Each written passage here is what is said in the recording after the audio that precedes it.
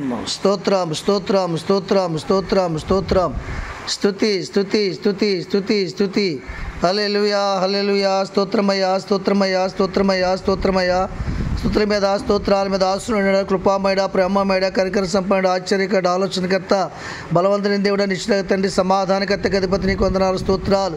ఈ ఉదయకాల సమయంలో పసిబిడ్డలుగా తన ప్రభు కూడుకున్నారు తండ్రి, మీకు వందనాలు స్తోత్రాలు. తన ప్రభువా, చిన్న బిడ్డల ఎద్దకు రాని వాళ్ళు ఆటంకపరచు, పరలోక రాజ్యం ఇలాంటి వారు అన్నారు తన ప్రభువా.